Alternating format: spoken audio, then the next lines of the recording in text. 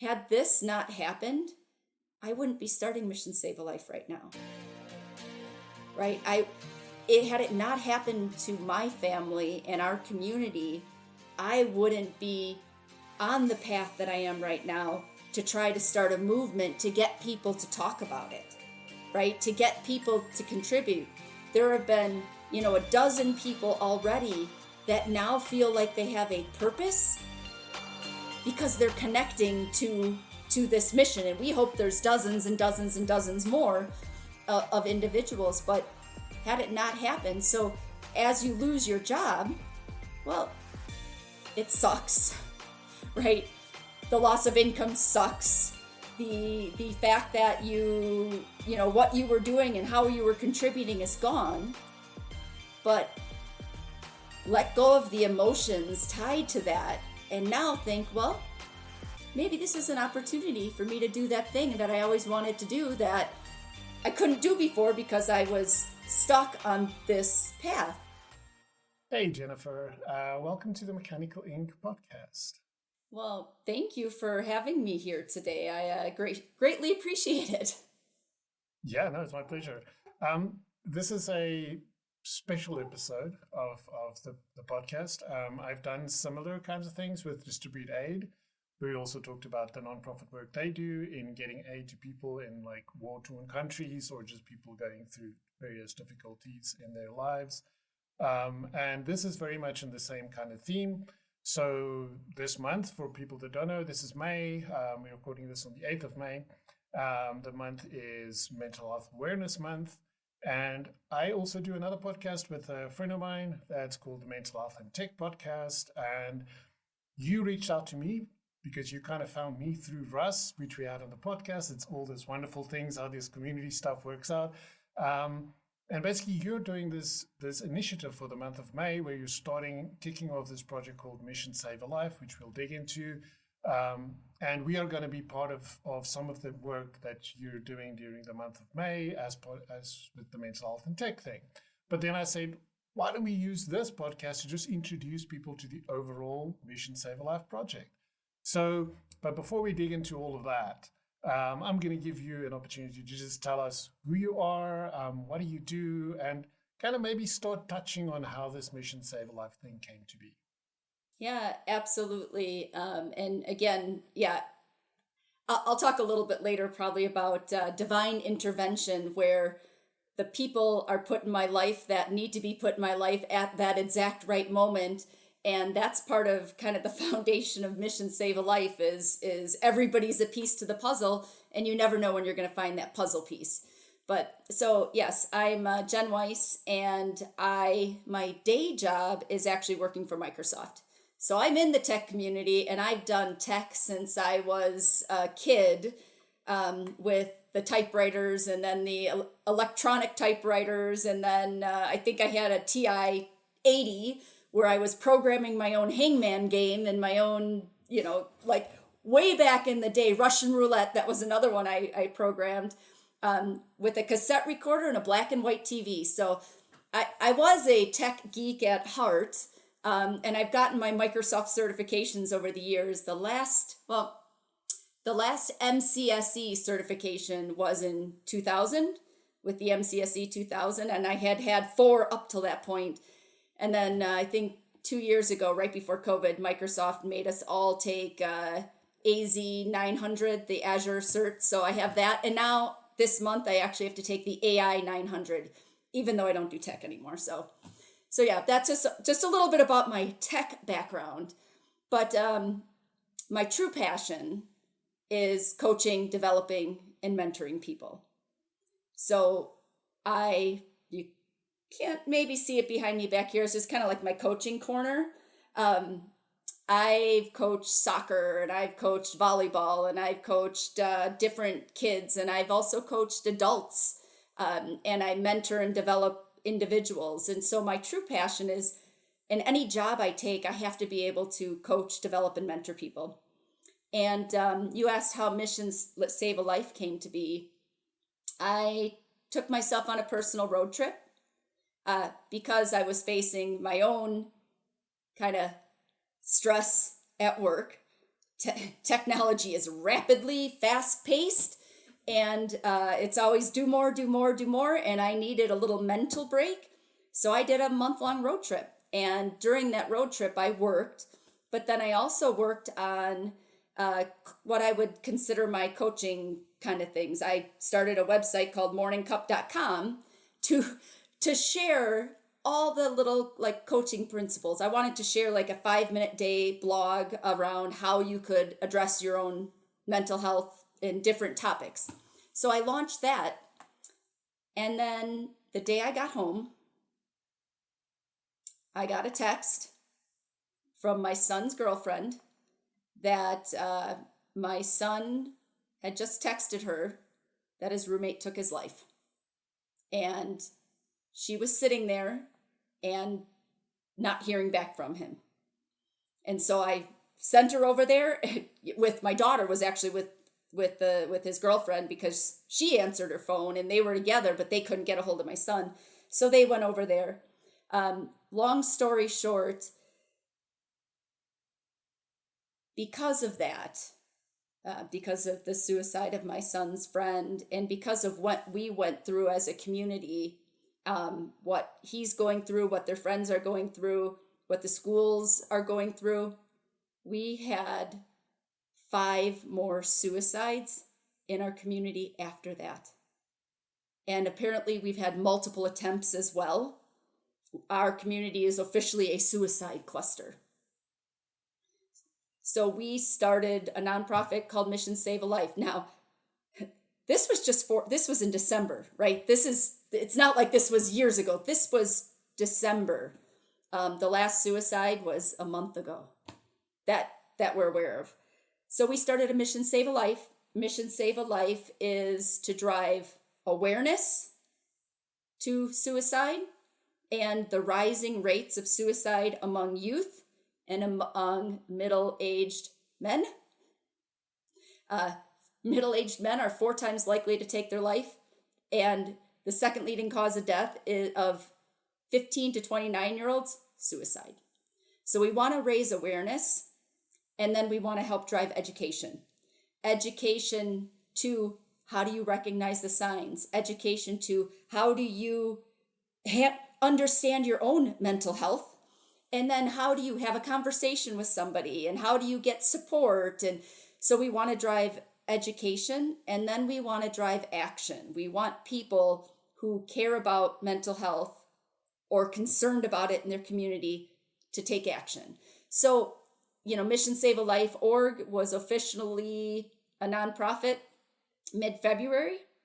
And we've been ramping up to this month, have a community site and have activities, as well as podcasters like yourself and others that want to start to contribute. So that's kind of the background.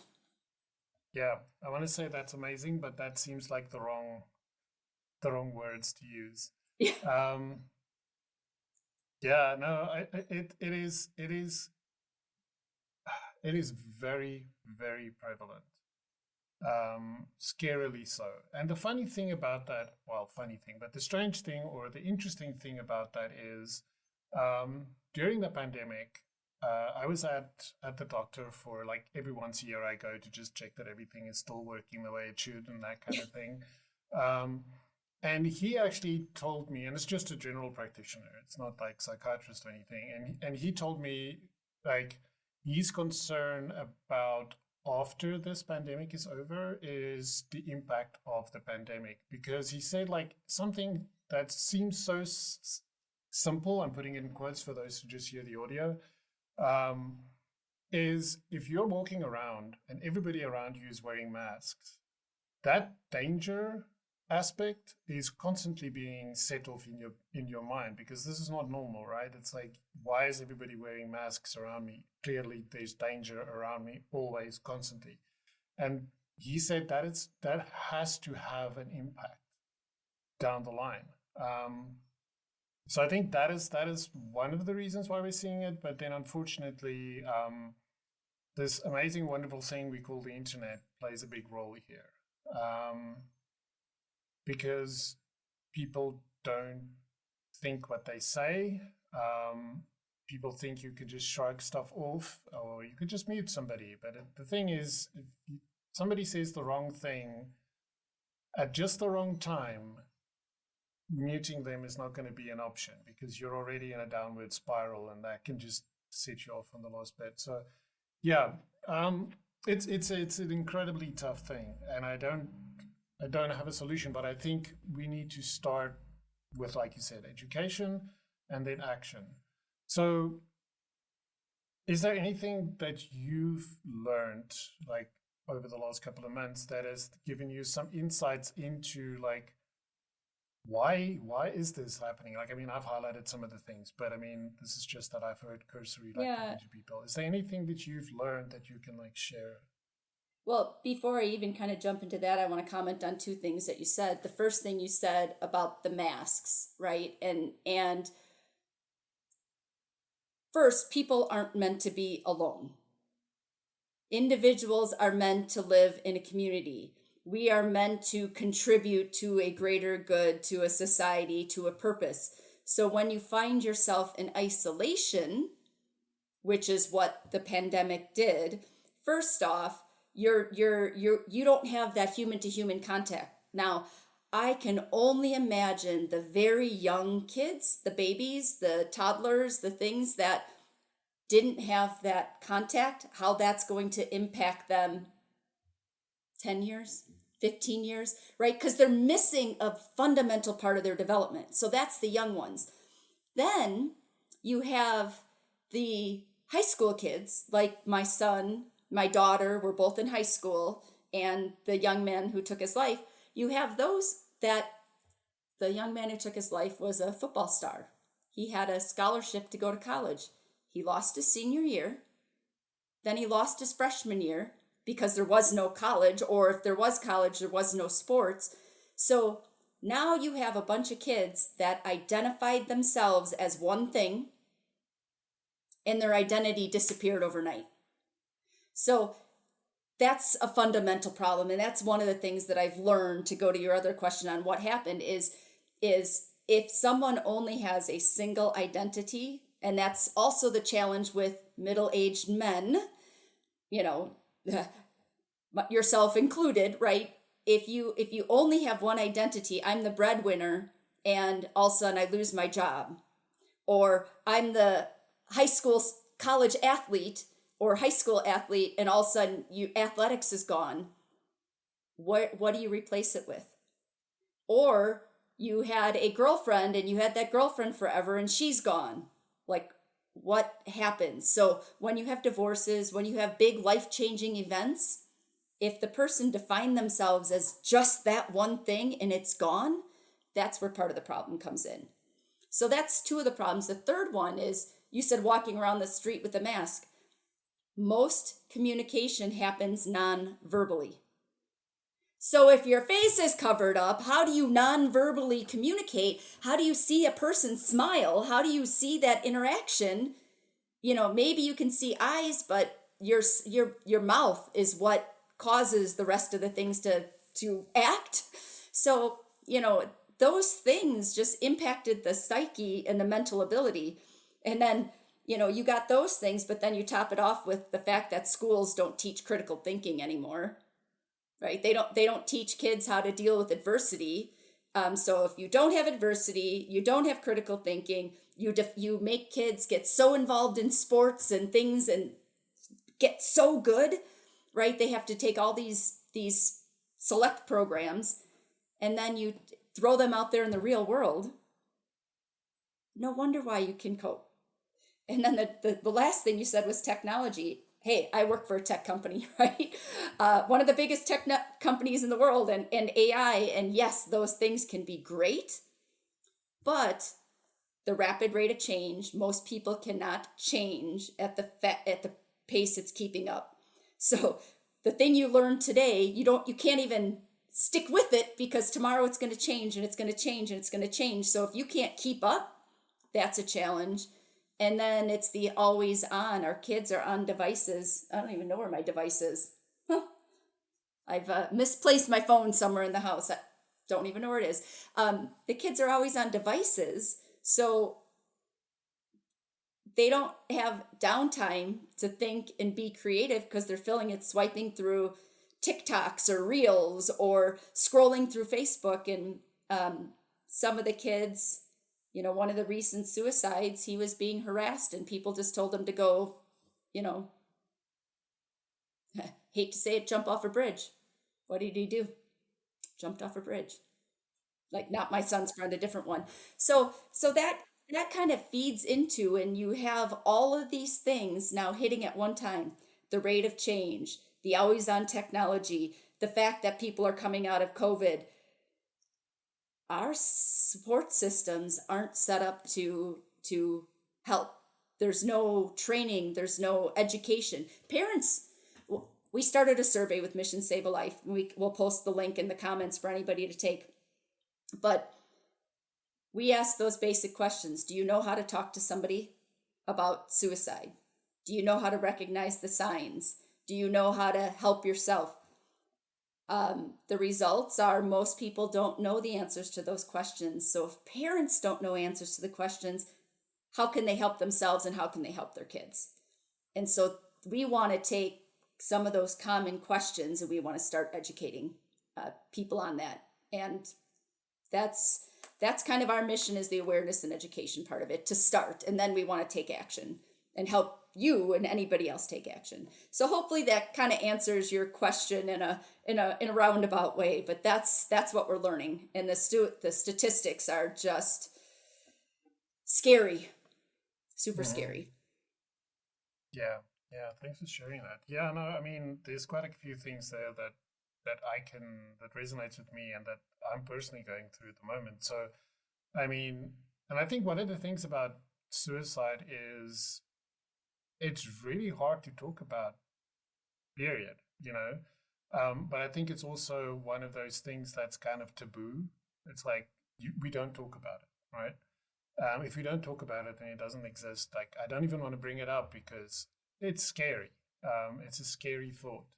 I mean, I have a son that's 25 years old, still trying to find his feet and what he's going to do with his life, because it's hard. Like, what do you do? It's like, life used to have a pretty linear progression, but that's not the case anymore, right? So you have to kind of figure out, how the heck what do I do with my life? And then society tries to tell you what you should be doing with your life. I think I heard this talk the other day of a dude, I can't remember his name now, but he's a poet. And it's from 11 years ago. This was TED Talk that a lot of people watched. And I somehow missed it, and I listened to it for the first time. It was talking about bullying, among other things. And he was incredibly powerful. I'll link that up in the show notes as well, because that was impactful. But some of the things that he said is, like, people ask you what you want to do, but then they tell you what you shouldn't do. And he says, like, why is my dreams so easily dismissed? Because they said, like, what do you want to do? And he would say, like, I want to be a writer. And they'd say, no, choose something more practical. And then he'd be like, I want to be a wrestler, a professional wrestler. And people said, don't be silly. And it's like, okay, but then you asked me what I wanted to be, and then you just shoot down everything I want to be. Yeah. So I don't know, it was just very impactful. And I think for a lot of people, that is true. People ask them, what do you want to be? And when they say like, no, that's not an option. It's interesting you bring that particular topic up. And when this all happened, I've always been a self-development, like, I'm always learning, right? I'm always trying to read about different things, and whether it's, what food does to your mental health, what water intake does to your mental health, how does meditation and prayer and manifestation and visualization, like, what do those things do? And so I'm always researching. But in December, when this happened, I was like desperate for knowledge, because obviously there isn't an answer, right? If there was an answer, the rates would not be increasing in the mental health. 1 in 8 people live with a mental health disorder, whatever, with a mental health challenge, with a mental health, circumstance, whatever you want to call it. suicide, or not suicide, depression and anxiety being top of the list. So I stumbled upon the art of manifestation, which is on Mind Valley. And I had done other like Silva, mind control, and other things, but because I didn't have a single answer, which is hard for me. I like to know like what I'm doing, like you were saying with your son, like what's my purpose? I didn't know what I was going to do. So I started just being open. Like, I don't know. All I know is I'm being told that I can do something. I work for the largest tech company in the world. I like, host coaching and developing and mentoring people.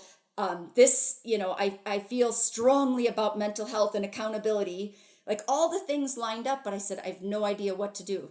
So I took that manifestation course. And then I started doing daily meditation and prayer and visualization and all these things. And then all of a sudden, I meet a random stranger on the street and I'm like, I need to talk to him for some reason.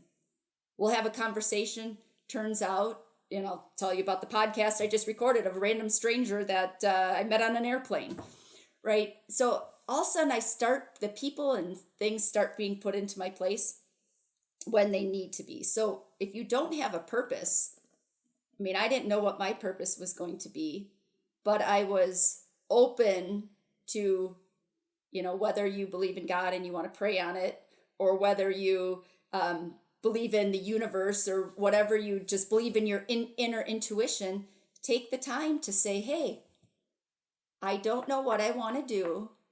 I know that I like this, and I don't like this. Help me. Whoever you're talking to, right? Even if it's yourself, help me, show me, teach me the things I need to know to bring that into my life. You will be amazed what starts to happen when you give up control and are open to the possibilities. So that's how the vision for Mission Save a Life came to be. That's how I stumbled upon Russ and then stumbled upon you, right? That's how I interviewed a gentleman, Michael Cox. Constantine and I did an interview with him this weekend. I ran into him at the airport at 4 a.m. We both ended up on the same flight. For some reason, I knew I should go talk to him. And I'm like, if the seat's open, I'll go sit next to him. Seat was open, and he actually looked up when I walked on. So I sat down and we're like, there's a reason why we need to talk. We started talking.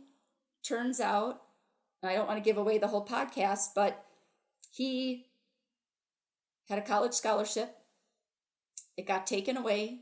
He went into severe depression, didn't come out of his room. Finally, people got him out. Now, that's one of the scenarios. He'll talk through 7 things in his life.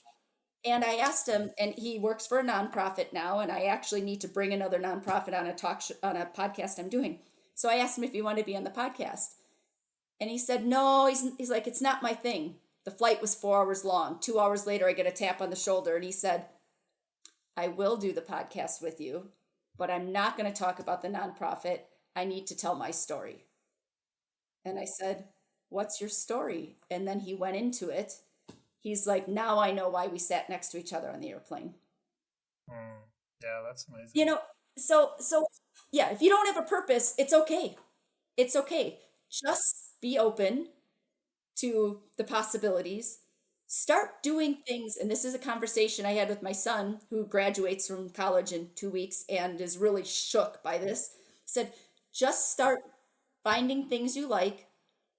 Go try it out. If you want to be a writer, if you want to be a pro wrestler, great. Go try it out. My son wants to be a professional pool player. Great.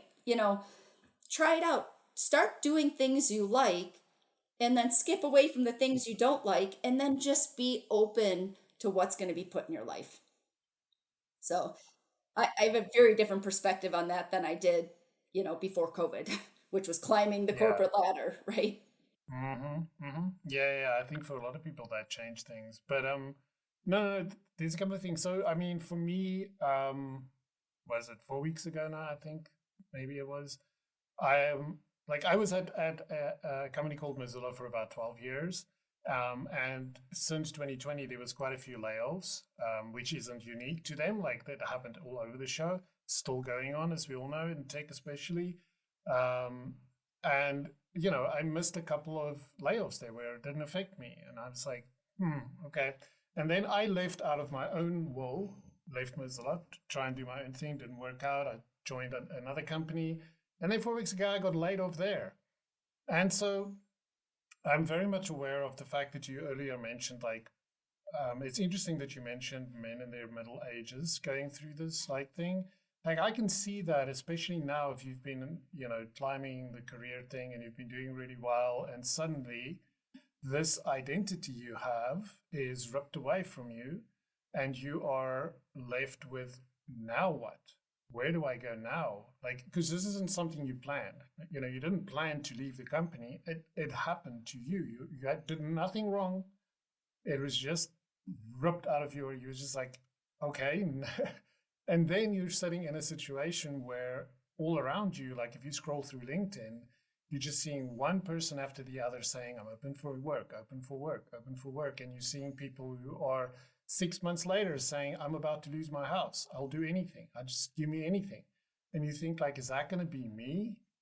And then what's the impact of that going to be on my loved ones? And then I can see how you start thinking, maybe taking myself out of the situation equation is going to be beneficial to the people who you start irrationally thinking about stuff like this. So, and I don't know, because there is kind of this push to, I think a lot of people, I mean, I can include myself in there, who are very tied to an identity Yep. of you are a this. And once Yep. that is removed, it's like, what's left over?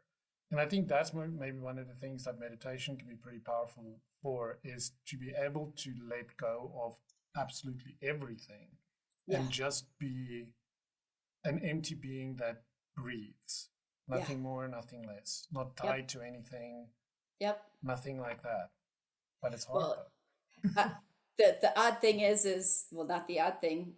I've done a lot in the last 4 months. I also wrote a book, Caught in the Act. So I wrote a book because I have three things that I coach on. I coach on how do you catch yourself in the act of that limiting belief that says, well, my mom said I have to go do this, or the school said I have to go do this, or work said, like, no, like, catch yourself in the act of a limiting belief. Catch yourself in the act of a behavior that's really not you. What can you catch yourself in the act of, so that you can just breathe, be kind, and let go. Those are the three things I like. Once you catch yourself in the act, take a deep breath, just breathe, be kind to yourself, or maybe it's being kind to somebody else, and then let go of that, and then think clearly about it. I wanted a tool that I could show other people that wanted to kind of get a handle on their own mental health. So I also wrote the book. I wrote that between Christmas and New Year's, before I, got to the mission save a life piece of it. So yeah, it's important to not just follow, and kind of going back to the Mind Valley, Vishen Lakhian founded it. He talks about rules, bullshit rules. Like, who says you can't be a wrestler? Who says you can't be a writer? Somebody did.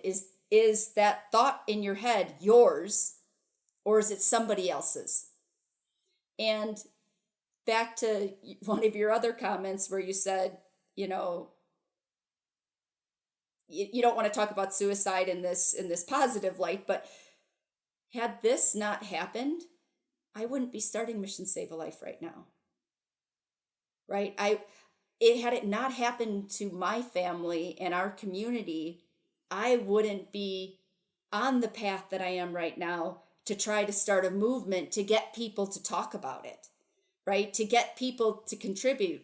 There have been, a dozen people already that now feel like they have a purpose because they're connecting to this mission. And we hope there's dozens and dozens and dozens more of individuals. But had it not happened, so as you lose your job, well, it sucks, right?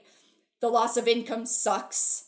the fact that you know what you were doing and how you were contributing is gone, but let go of the emotions tied to that and now think, well, maybe this is an opportunity for me to do that thing that I always wanted to do that I couldn't do before because I was stuck on this path, right? It gives you the opportunity. Maybe I should go work for a nonprofit. Maybe I should go try a different role. I mean, yeah, it does provide you some, what did you learn from it, and where can you go from here? So maybe everything happens for a reason. And I'm using air quotes right now. Everything happens for a reason.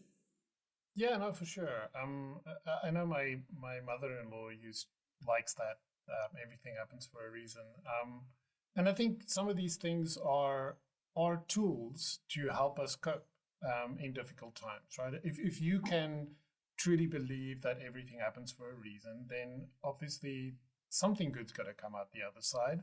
It might not be completely visible to you right now, but if you can hold on to that belief, then it gives you something. I think for me, like um, I've always said, like with religion, it's a very personal thing, and but I understand why people need it in their lives, whatever shape that takes, right?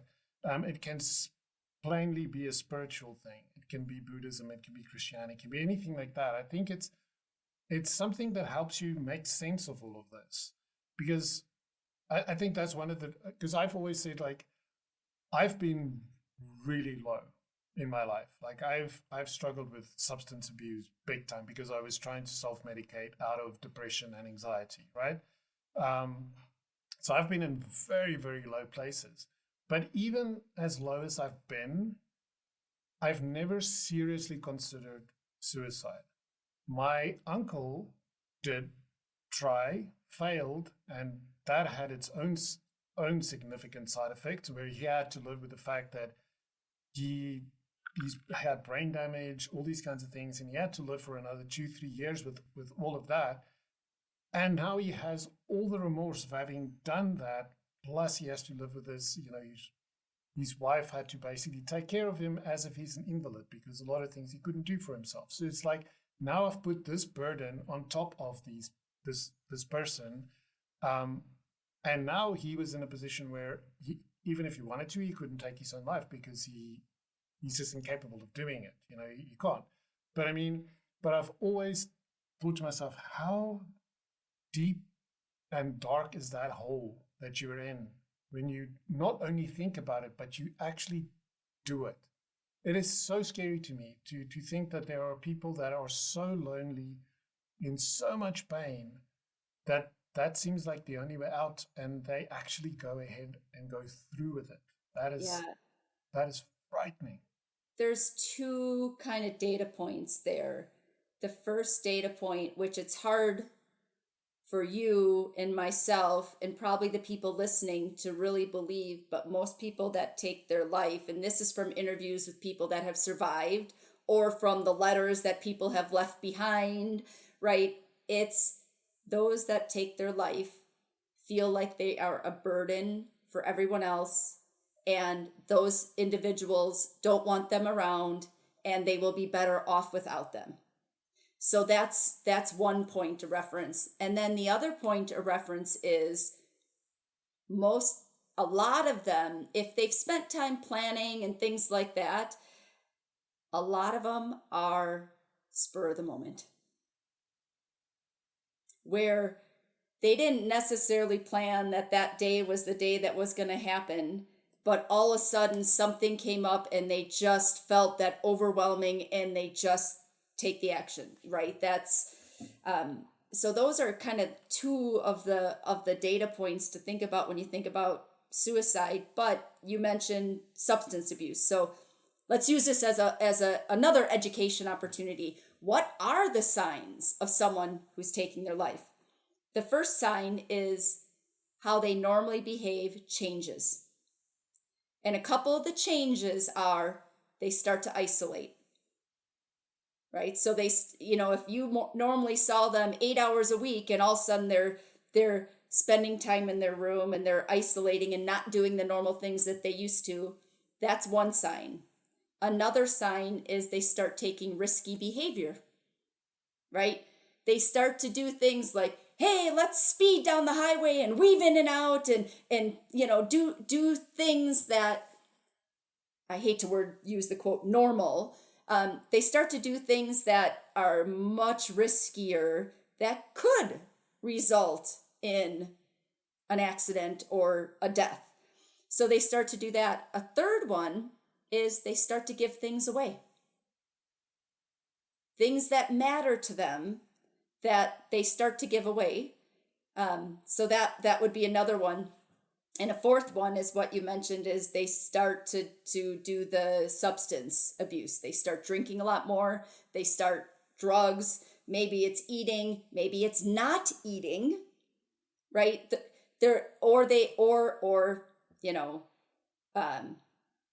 Personal relations, right? So they start to have behaviors that are addictive type of scenarios because they're using those to cope. Behavioral changes, giving things away, risky behaviors, those are all signs that somebody's has some mental health concerns that you may want to have a conversation. And then the second part is, so if you recognize that in someone, what do? I'll tell you what you don't do. You don't go to them and tell them how to fix it, which is typical of some moms, and it's typical of some men that just want to fix things for people. Well, that's why the person doesn't want to talk to you, right? Because they don't want you to come and fix it. The way it starts is just, I noticed you haven't been yourself lately. Are you okay? Is there anything you want to talk about? And then stop. Don't say anything else. Let them talk. And you might have that urge to say, well, have you tried this? Have you tried this? Unless they ask you for help, just keep listening. Just keep being curious, right? Most individuals just want to have that personal connection. They want to know someone cares. So it's just listen. You don't have to solve it for them. And then when they're done talking, then you could ask, would you like any of my thoughts? Or if you think they're really at risk, you could even ask, are you contemplating suicide? A lot of people think you're not supposed to ask that question because that'll put the idea in their head. Believe me, if they're in this deep, dark place, that might already be there. It actually takes the pressure off. Because by asking them, are you contemplating? It's like, oh my God, yeah, I have thought about it. And now, and by being rational with it, tell me more, right? Are you still thinking about it? Would you like any of my help, right? To find someone to talk to, right? So you don't offer advice. So that's the easy thing, is you just need to be there and you just need to listen. So hopefully that helps kind of those listening today with a couple of those questions that most people don't know that they have the answers to. Yeah, I'm very guilty of the whole trying to fix things. But I think maybe I do want to fix it, but it's more like I'm getting personally frustrated, right? Yeah. So I won't necessarily tell somebody, how can I fix this? But I will get frustrated because I would like, why can I not fix this? Like, why is there no way for me to fix this? So I get frustrated from that perspective. Yeah. How do we kind of make it okay to talk about this? Yeah, I think, can you hear my dog barking in the background? It's a Yeah, beautiful day and she would like to go outside. I am sure she does. And she's probably not going to stop barking. um, so how do you make it okay to start talking about it? One is to start talking about it, right? Many of the interviews that we've done with the men on the podcast this month, all of them have said, hey, in my neighborhood, you don't talk about it, right? We grew up that, hey, you were having challenges, you keep it to yourself. And so it's to start talking about it, and maybe you kind of take baby steps. Start with something small that says, "Hey, gosh, I really struggled yesterday, and but I was able to overcome it." Like you could just start kind of incorporating it in. You're starting to talk about it with your mental health and tech podcast. One of the things that my son's friend said to him is, he said to Nate, "You make it look so easy." Oh my gosh, my son has struggled, right? That's how I stumbled upon Russ. My son has ADHD. And so I saw Russ's thing on ADHD because my son struggles with that. And so he struggles with like all the things, and he had to build a very specific routine, right? But he struggled with school, and so he's had his own struggles, but he also did an Ironman with me when he was 19, right? And he runs, and he started his own businesses, and he's doing these things. So yes, he's had quite a few accomplishments, but it didn't come because it was easy. It came because it wasn't easy. It came because he struggled and said, "You know what? I'm not giving in to those crazy demons in my head. Instead, I'm going to let these things go." And he worked on mind control. He'd go running in the winter with his shirt off so that he could focus on how to use his mind to tell him he's not cold, right? So he calls it break the switch, which I do reference in the book as well. But, he found ways, until his friend died, he found ways to kind of use his ADHD to his advantage, to let things go, just let those go, and then focus on things that he could. But yeah, it's not easy. And he wishes he had been more open with his friend about that, right? And he wishes he had felt comfortable talking to his friend, which he didn't, which is why they didn't sit down and have a heart to heart, and he feels, extreme, challenge over that. But it's just do the hard things to start having a conversation. Yeah. I think that is I think that is one of the things that I found missing, and I think social media plays a role here in it's a contributing factor, because I think people online on social media, they only paint the pretty pictures, right? They don't talk about the fact that this is hard. I think one of the things to bring it to a technology aspect is, I've spoken to a lot of junior developers who say that, I don't think this is made for me. I think I'm too stupid for this because everybody else seems to pick this up so easily and I'm struggling. And that's why I always try to tell people, like, no, this is hard. And it's always hard because exactly the things that you've mentioned before, this industry doesn't stand still. It's not one of those things where you go to university for 3 years, you learn, and then you're done, you're set. Now you just go and you eventually retire, and that's it. You have to constantly learn new things.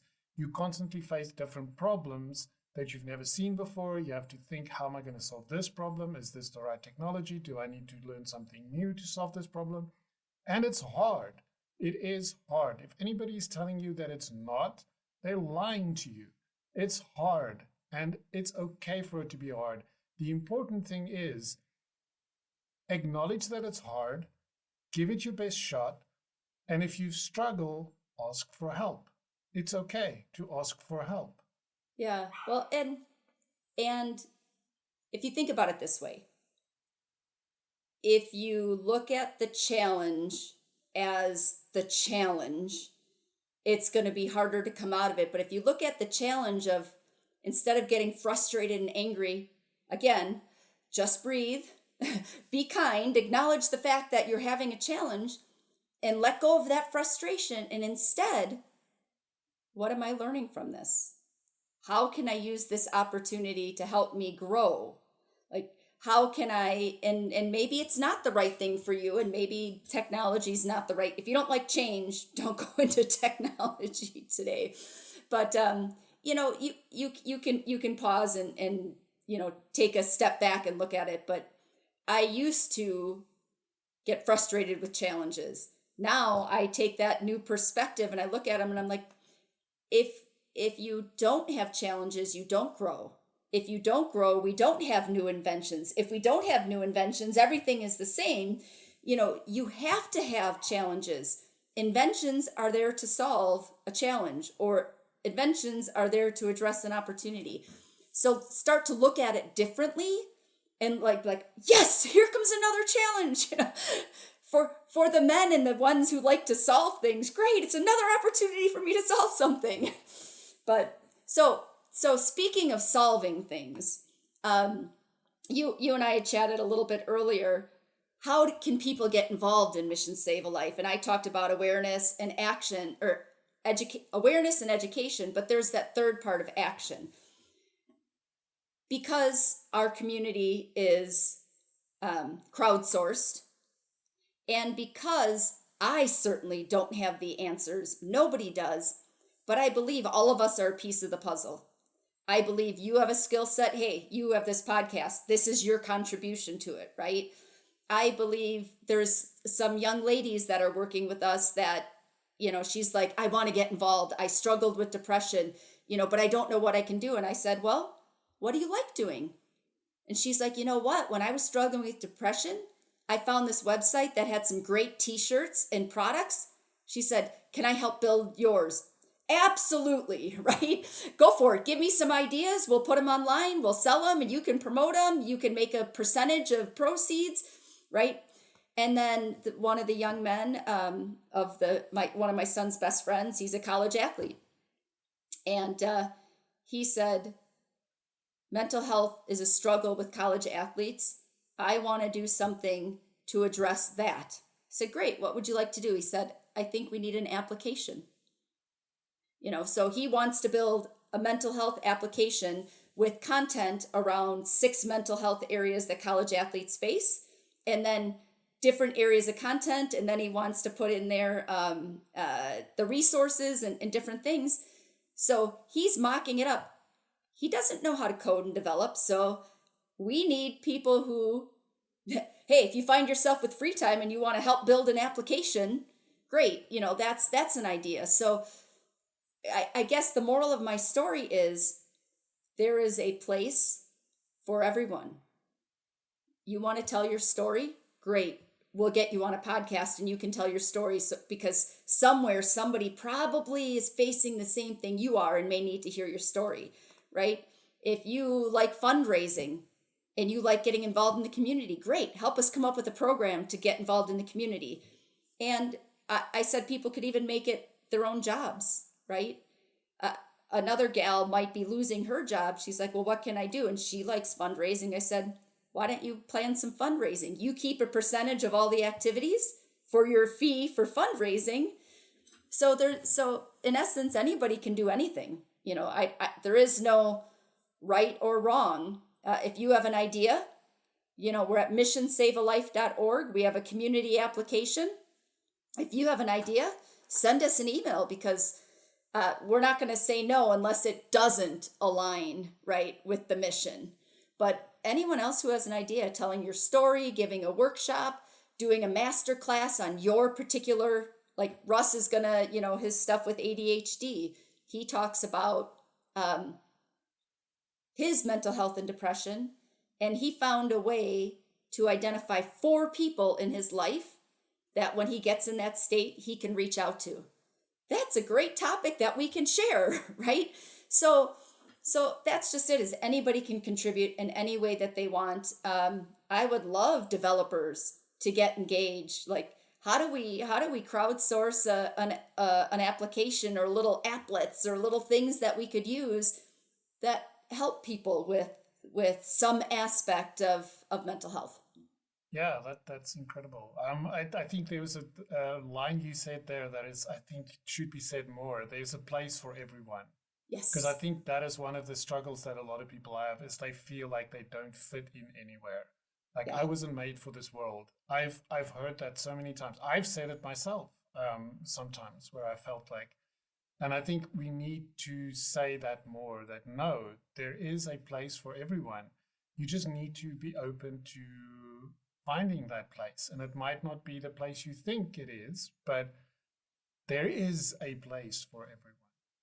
That's actually the first t-shirt. I just got some final ideas from the girls. The front says, "You are irreplaceable," just plain text, "You are irreplaceable."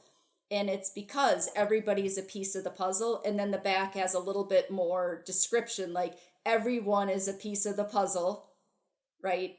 And you are enough, right? And that's the back of the t-shirt. And that's just the story is, you might not know what your purpose is today. You might not think your story has value.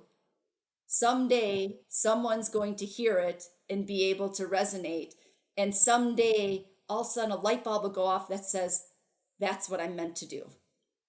And until that day happens, yes, don't sit there and wait, but go try jobs that you are interested in and that you think you might like.